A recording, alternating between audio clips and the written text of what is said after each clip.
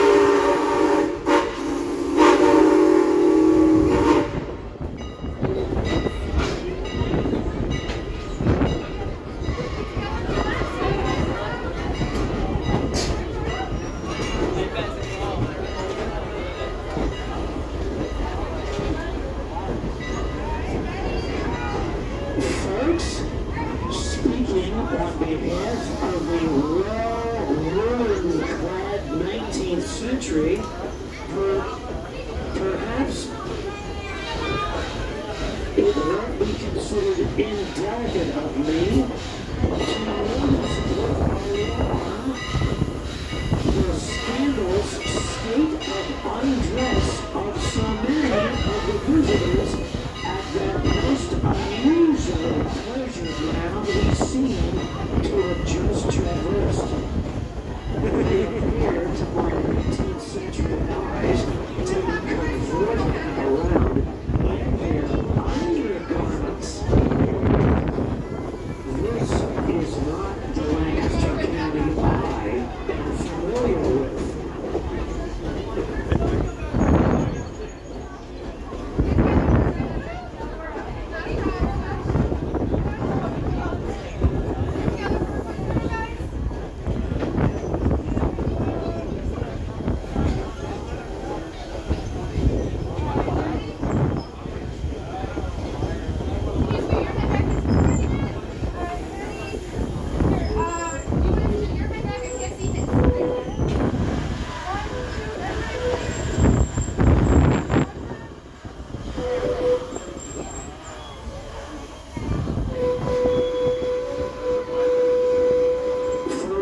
Of you looking out the windows of our train today into this bucolic, pastoral farm city,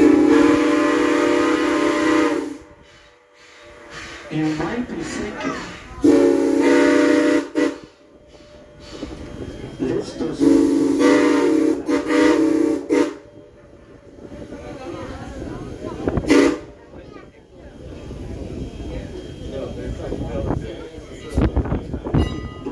You will be mistaken if you think this farmland is anything like a battlefield. Because this, I assure you, is what battlefields exactly look like before they become battlefields.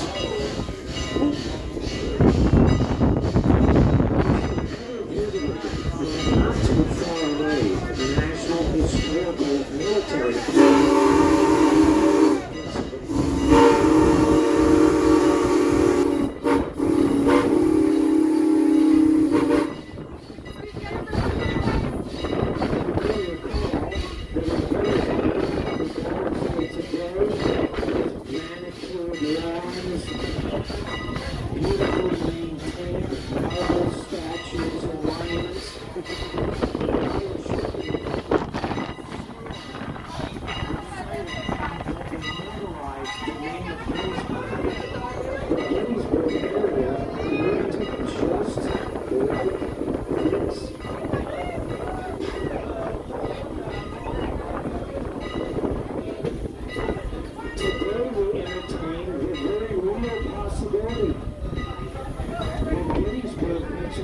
Might still look just like this. But this area would look like Gettysburg does look today in the year 21st century.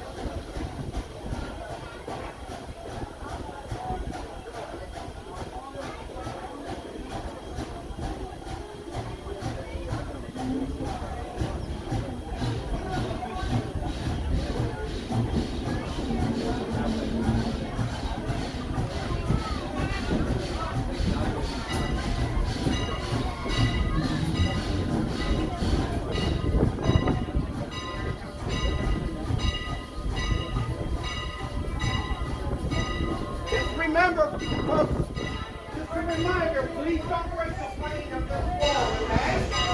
Please don't break the plane of this wall.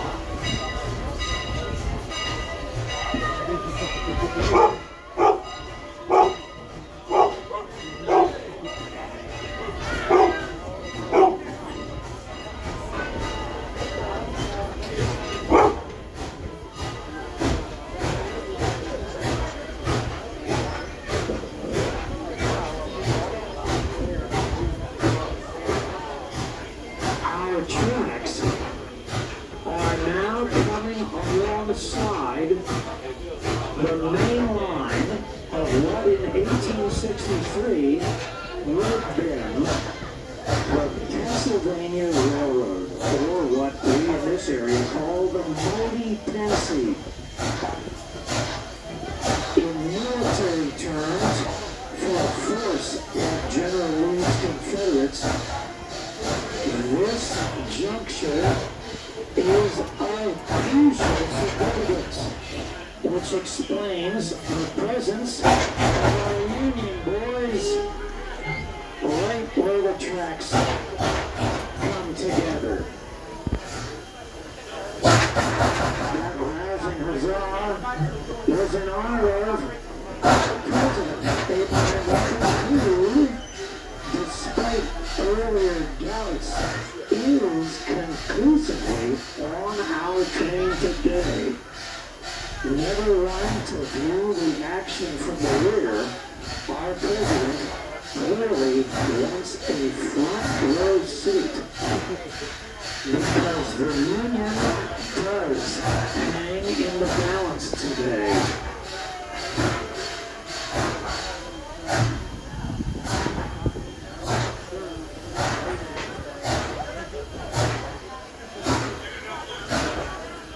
The significance of our junction here between the short line of the Strasburg Railroad and the main line of, in your 21st century, Amtrak, I think you call it, that this was in my 19th century day, in the summer of 1863, this was the main line of the Pennsylvania Railroad, which is a straight shot into the city of brotherly love.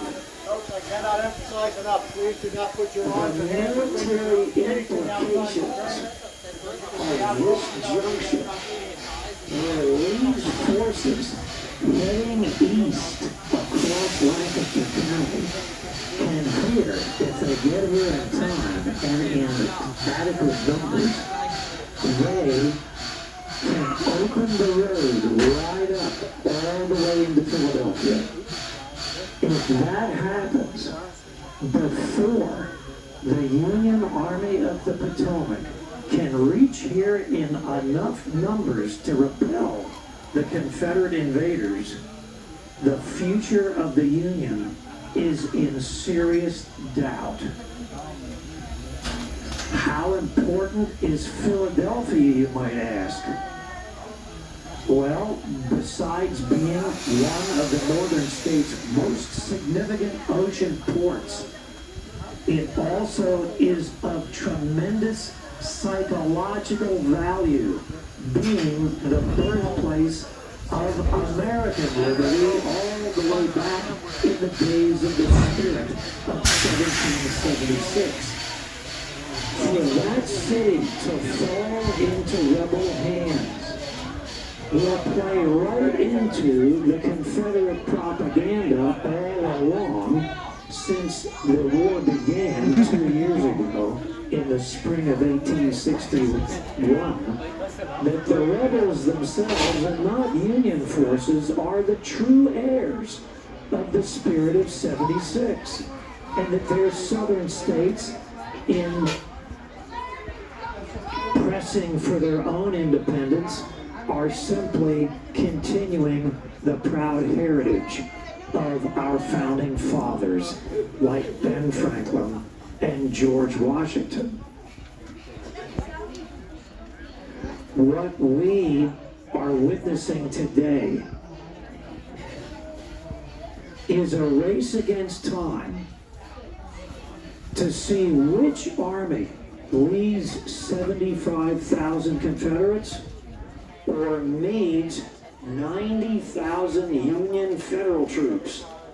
We're in a race against time to see which force can get here in numbers large enough to carry the day. Nothing less than the fate and destiny of the North American continent was in play in this day in the summer of 1863. Again, things seem very quiet.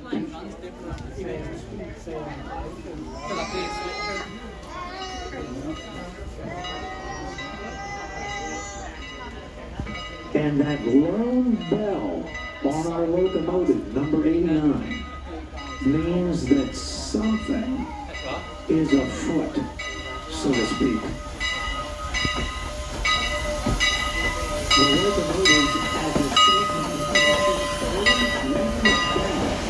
when they are moving in a rail yard, which means we hope that as they pass us on what was our running left,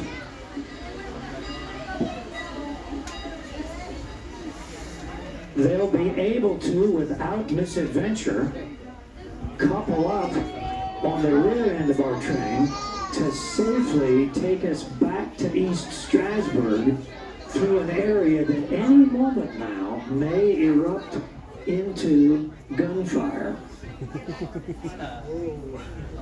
Again, a reminder to all our guests on the Amtrak side of our train, especially those in coach and open air.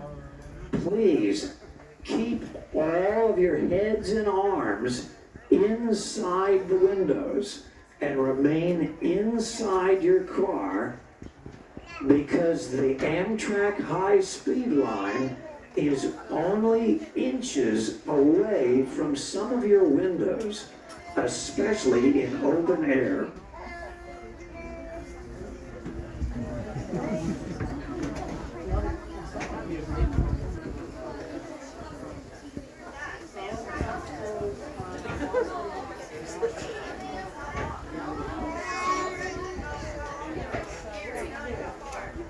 You might be wondering right about now what exactly is going on, because nothing appears to be happening of consequence at this moment. Well, that state of not knowing, of wondering what's about to happen, in fact, for that matter, not even knowing where the soldiers are, not knowing not only where the enemy is, but not even knowing for sure where your own forces are. That sense of uncertainty and being entirely in the dark, so to speak, even in this beautiful sunshine, that is exactly the situation as it would have existed if events in the summer of 1863 had played out as we're reimagining them now.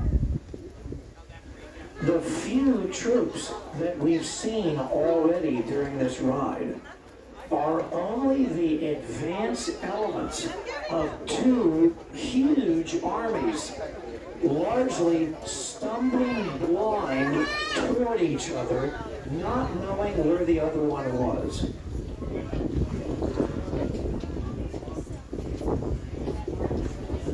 That single whistle blast, that is a message from the locomotive engineer to a conductor that he is awaiting instructions as to what the conductor would like him to do next with our train. So if you're a bit mystified as to what happens now, you're not alone. Even our locomotive engineer seems not to know what's happening next.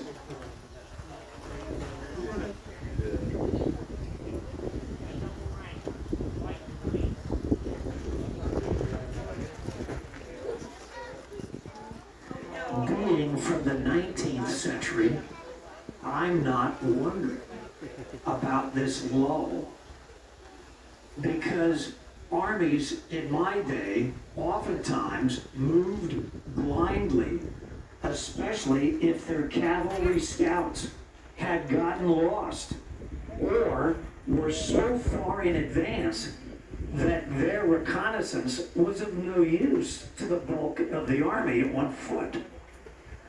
But you, in the 21st century, perhaps are mystified by all this uncertainty. Why, you might be wondering, don't we simply send up a drone? Why don't we simply have, what do you call it, a live video feed, whatever that is, to be able to watch as the two opposing armies move toward each other?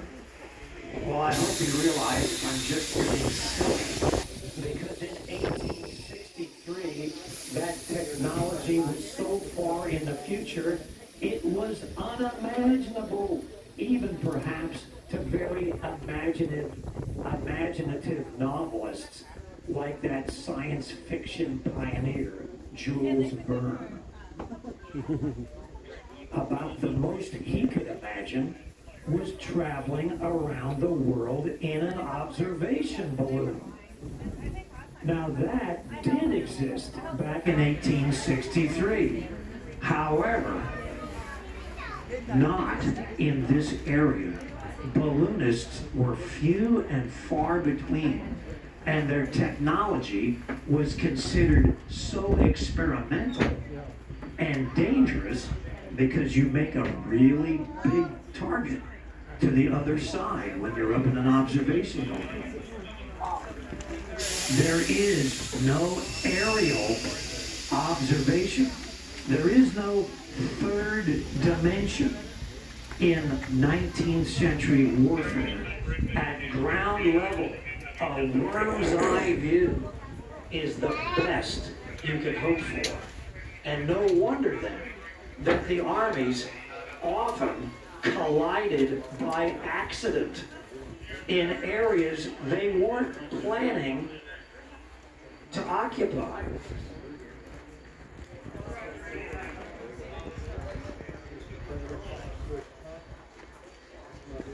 Does anyone know why there even was a Battle of Gettysburg? Well, by now, we should probably all know that that vital bridge across the Susquehanna River, I'm sure we know by now that that river bridge was burnt, which forced the rebels to fall back into York and Adams County west of the Susquehanna. But also, both armies, rapidly becoming aware of how close they were to each other, both looked for some local town nearby where there were many roads all converging, so that it would make it easier for the armies north and south to concentrate their forces to be able to repel the enemy more effectively. And I think from that rifle volley, we know that something is afoot. No wonder